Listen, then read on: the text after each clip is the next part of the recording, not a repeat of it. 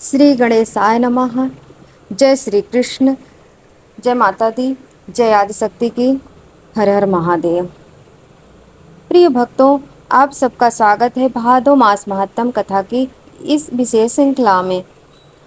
आज हम लेकर आए हैं अध्याय 17 और 18 की पावन कथा।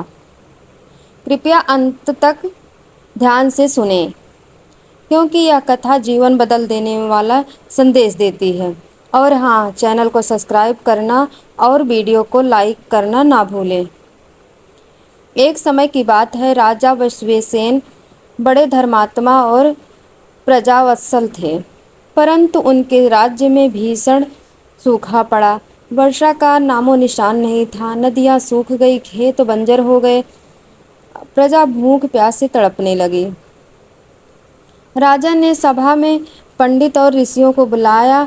ऋषियों ने कहा, राजन, यह भाद्रपद मास चल रहा है। इस मास में भगवान विष्णु का व्रत, पूजन और कथा करने से सभी विपत्तियां दूर हो जाती हैं। राजा ने तुरंत संकल्प लिया। पूरे राज्य में आदेश हुआ, सभी लोग भादो मास में व्रत करें, हरि का भजन करें और गरीबों को दान दें।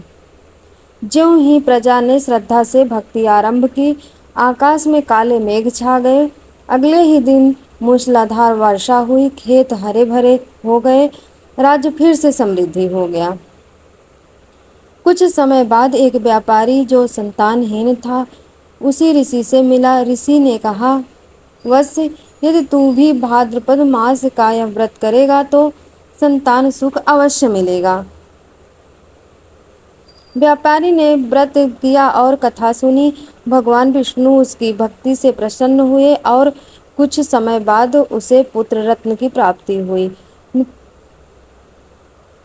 प्रिय भक्तों, अगर आपको यह कथा अच्छी लगी हो तो वीडियो को लाइक कर दीजिए और चैनल को सब्सक्राइब करना ना भूलें। दूसरी कथा।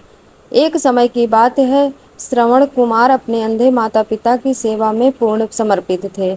वे हमेशा माता पिता को तीर्थ यात्रा पर ले जाने की इच्छा रखते थे।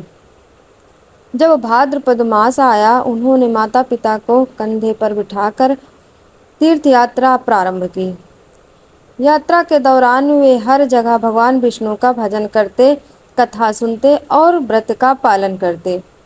माता पिता ने प्रसन्न होकर कहा, वत्स, भाद्रपद मास में जो भी व्यक्ति विष्णु व्रत करता है उसके सारे पाप नष्ट हो जाते हैं और उसे इस लोक में तथा परलोक में महान फल प्राप्त होता है। श्रवण कुमार ने कहा, माता पिता की सेवा और भाद्रपद की पूजा, यही मेरे जीवन का परम लक्ष्य है। लेकिन भाग्य में कुछ और ही लिखा था। जब वह माता पिता को सरयू नदी के किनारे पानी पिलाने गए, तभी राजा दशरथ ने अनजाने में उनका वध कर दिया।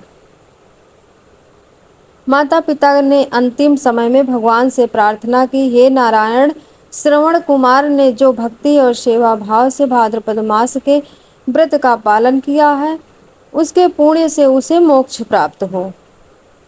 भगवान विष्णु प्रकट हुए और बोले, निश्चय ही श्रवण कुमार मेरे परम भक्त हैं, उनकी भक्ति अमर रहेगी। जो भी भाद्रपद मास में व्रत करेगा, कथा सुनेगा और माता पिता की सेवा करेगा, उसे मोक्ष और अपार पुण्य की प्राप्ति होगी।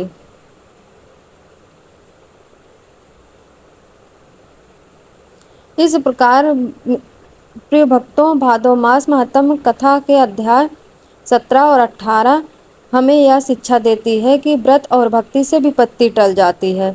भाद्रपद मास में भगवान विष्णु का पूजन करने से संतान सुख, वर्षा और समृद्धि मिलती है और माता पिता की सेवा करने वाले भक्तों को लोक और परलोक दोनों में महान फल मिलता है। प्रिय भक्तों, यह थी भादो मास महात्म्य कथा का 17 और 18वां अध्याय। अगर आपको यह कथा अच्छी लगी हो तो कृपया इस वीडियो को लाइक और शेयर जरूर करें और हाँ, हमारे चैनल को सब्सक्राइब करना ना भूलें, ताकि आने वाली कथाएं आप तक सबसे पहले पहुंच सके। जय माता दी।